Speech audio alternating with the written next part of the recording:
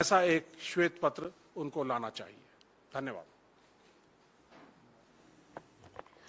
बहुत धैर्य से आप एक संजीदा विषय को सुन रहे हैं, इसलिए आप सबकी प्रशंसा करते हुए आप सभी को नमस्कार।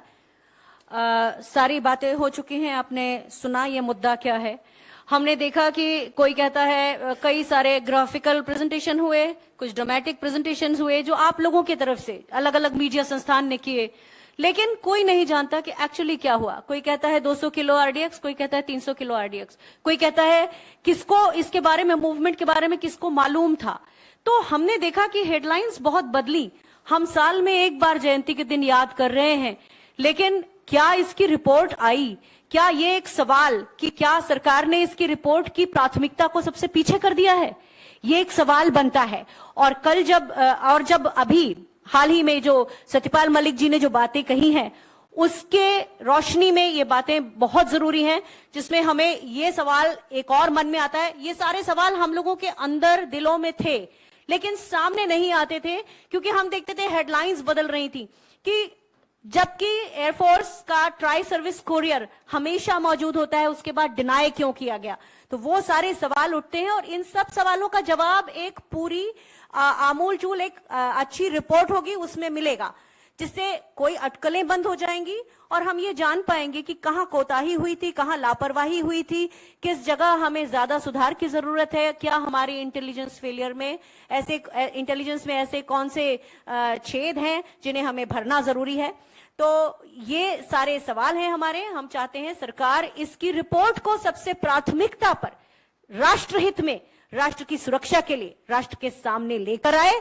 और लंबा समय ऑलरेडी निकल चुका है, ये 4 साल निकल चुके हैं। साथ साथ सरकार एक श्वेत पत्र भी जारी करे, जिससे इस तरह के दोहराव हमारा देश कभी ना देखे, ऐसा लोमहर्षक हादसा हमारे सामने कभी ना आए। धन्यवाद।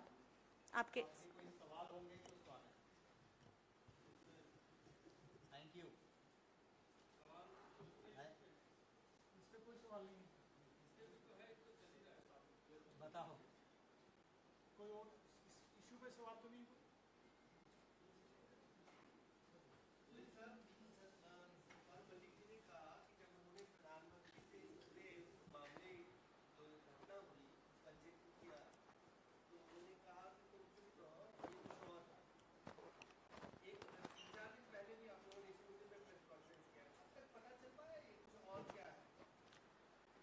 देखिए, कभी कभी क्या होता है कि एक एरिया से आते हो तो थोड़ी वेवलेंथ मिल जाती है।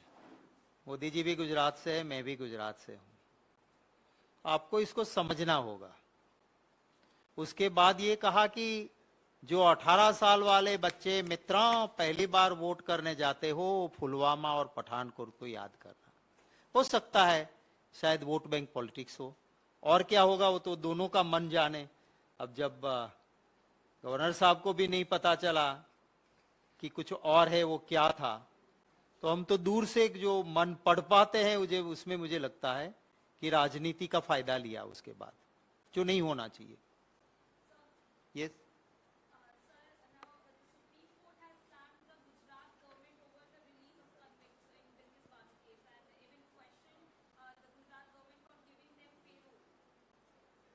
देखिए, सुप्रीम कोर्ट के किसी भी ऑर्डर जजमेंट को जब तक ध्यान से पढ़ते नहीं, हम उसकी टिप्पणी से बचते हैं।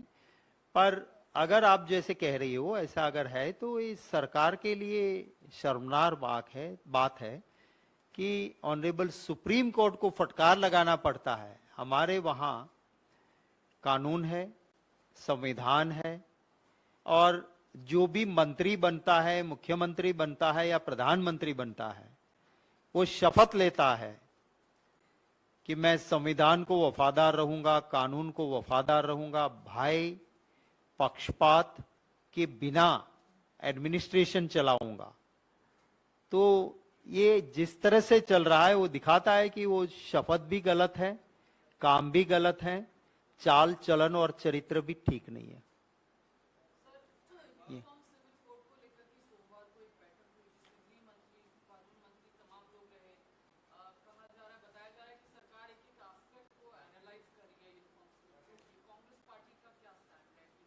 देखिए, 9 साल हो गए इस सरकार को, अब तो जाने की नौबत आई है, तब क्यों कर रहे हैं? इस पे राजनीति करते हैं, इसे कोई लेना देना नहीं है। और जो भी चीजें जब कॉन्क्रीट किसी उस पे आएगी तो जरूर सुप्रीम कोर्ट भी देखेगी, हमें भी जब रिएक्ट करना होगा करेंगे। पर ये सिर्फ पॉलिटिकल फायदे के लिए, बहस को असली मुद्दे से हटाने के लिए हथगंडे करते हैं, उसके फिर रिएक्ट करने की जरूरत नहीं है। मोहित भाई, अच्छा, थैंक यू।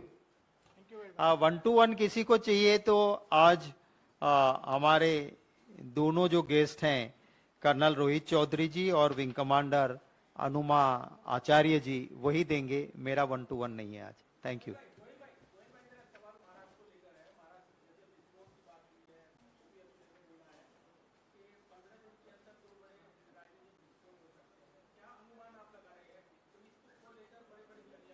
देखो, विस्फोट का अनुमान मैं नहीं लगा सकता हूं। सुप्रिया जी सुलझी हुई नेता है, वो जरूर आपको उसके बात कर लेंगे तो आपको बताएगी।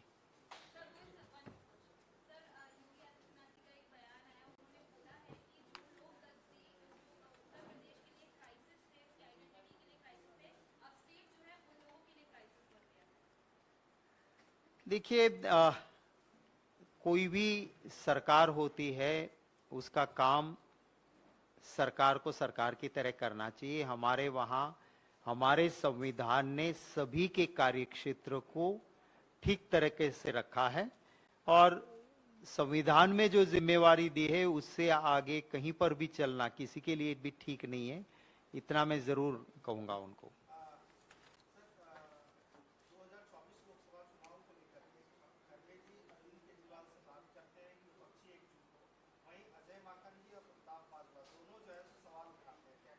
देखिए, हमारे लोकल कहीं चलता है, पर हमारा नेशनल लेवल पे, और मैं दिल्ली का भी प्रभारी हूं, मैंने कहा है, क्योंकि हम हर वक्त भ्रष्टाचार के खिलाफ कोई भी काम हो, उसमें हम खुद शासन में थे, हम रोड़े नहीं डालते हैं, काम हो। आपको याद होगा 2G का मसला निकला, सुप्रीम कोर्ट ने कमेटी बना दी थी जांच करने की। सुप्रीम कोर्ट में मैटर पेंडिंग थी, पर बीजेपी ने डिमांड किया कि जेपीसी दो। हमारी सरकार थी, हम भ्रष्टाचार में कहीं पर भी लिफाफोपी नहीं करना चाहते थे। सुप्रीम कोर्ट की कमेटी होने के बावजूद 2G मसले पे कांग्रेस की अगुवाई वाली ये यूपीए सरकार ने ज्वाइंट पार्लियामेंट्री कमेटी दे दी थी। मोदी जी ने दी क्या? क्योंकि वो खुद उसमें इन्वॉल्व नहीं होते। अगर 20,000 करोड़ मोदी जी के नहीं है तो ज्वाइंट पार्लियामेंट्री कमेटी अदानी में हो, उसमें क्या दिक्कत हो सकती है? यहां पे सेंट्रल एजेंसीज का दुरुपयोग हो रहा है। सेंट्रल एजेंसीज का दुरुपयोग सिर्फ विरोधी दलों के खिलाफ हो रहा है। और जितने भी भ्रष्टाचारी है, चुनाव से पहले कहा था कि कोई भी भ्रष्टाचारी बाहर नहीं रहेगा, वो कर दिया मोदी जी ने। कोई भी भ्रष्टाचारी बाहर नहीं है, सब भाजपा में है, सब बीजेपी में आ गए, कोई बाहर नहीं है। सब कहा था चुनावी जनसभाओं में, एक भी भ्रष्टाचारी बाहर नहीं रहेगा, सारे भाजपा में आ गए। और सेंट्रल एजेंसीज का दुरुपयोग जहां पर भी हो रहा है, हम इसका विरोध करते हैं। मैंने दिल्ली के प्रभारी के नाते भी दिल्ली के हमारे नेताओं को भी कहा है कि सेंट्रल एजेंसीज के दुरुपयोग के खिलाफ हम लड़ रहे हैं, लड़ेंगे। जहां पर भी सेंट्रल एजेंसीज का दुरुपयोग करके ऑपोजिशन पार्टीज के नेताओं को परेशान किया जा रहा है, तो उस ऑपोजिशन पार्टी के नेता के साथ हम खड़े रहेंगे। Thank you.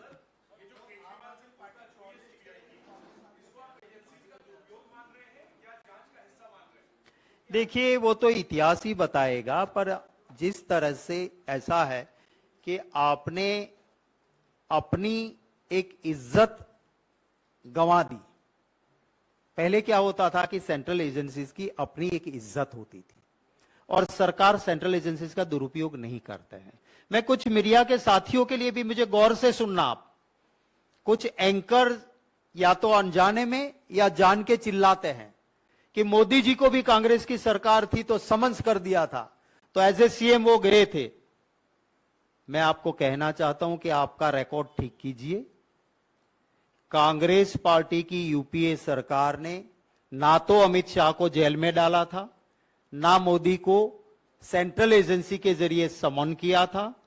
सुप्रीम कोर्ट और हाई कोर्ट थी। हाई कोर्ट ने एसआईटी बनाई, सुप्रीम कोर्ट ने कमिटी बनाई। फेक एनकाउंटर में तथ्य सब मिले। तुलसी और राम दोनों जिसमें थे, ऐसे तुलसीराम प्रजापति को भी मारा गया था, उसमें अमित शाह को तड़ीपार या जेल हुई थी। मोदी जी को कांग्रेस पार्टी की किसी सरकार के दौरान एजेंसी ने नहीं बुलाया था। सुप्रीम कोर्ट की गठन की हुई कमिटी ने, एसआईटी ने मोदी जी को समन किया था। हमने उस वक्त पे आज जो ये करते हैं ऐसा किया होता तो दो मुंह से कोई ना गृह मंत्री होते ना प्रधानमंत्री होते। पर हमने कभी भी सेंट्रल एजेंसीज का दुरुपयोग उस वक्त पे नहीं किया था। ये आपका रिकॉर्ड ठीक करने के लिए भी मैं कह रहा हूं कि कुछ लोग ये मानते हैं कि क्या हो गया, तो ये सच्चाई है कि हमने किसी भी बीजेपी के नेता को कांग्रेस ने सेंट्रल एजेंसीज के जरिए समन नहीं किया था। Thank you.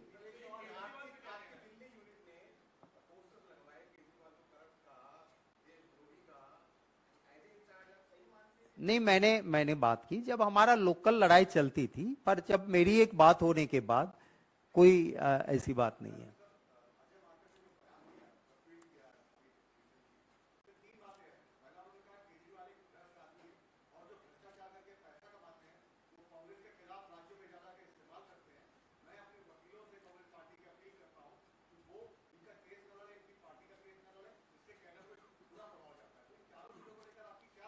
देखिए, कांग्रेस पार्टी में अंदरूनी लोकतंत्र है, इंटरनल डेमोक्रेसी है, तो निजी राय कोई ने रख दी।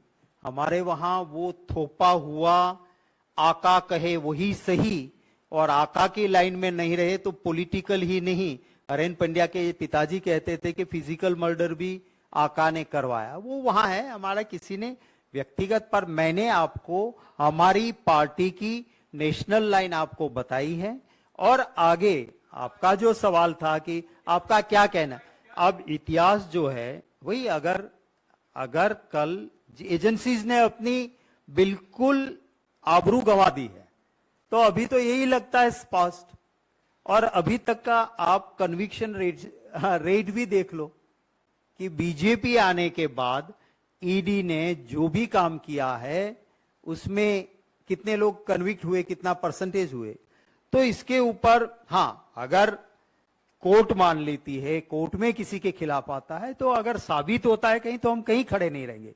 आज के दिन में स्पष्ट है कि सेंट्रल एजेंसीज का दुरुपयोग विरोधी दल को तोड़ने के लिए, और किसी में भी मिल जाए तो आ जाओ तुम मेरे पास, दाग गायब वाला जादू है, मैं छड़ी कर दूंगा, तुम्हारे सारे केस खत्म।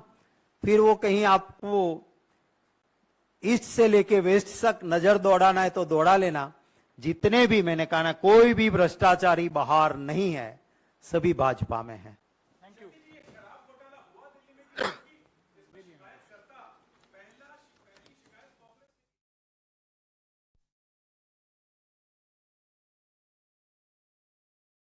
ठीक लगता है, हमारी बात जरूर रखी होती है, पर एक प्रोसेस होती है।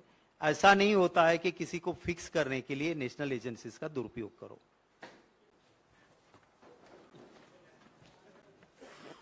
बहुत ग्रिल कर लिया।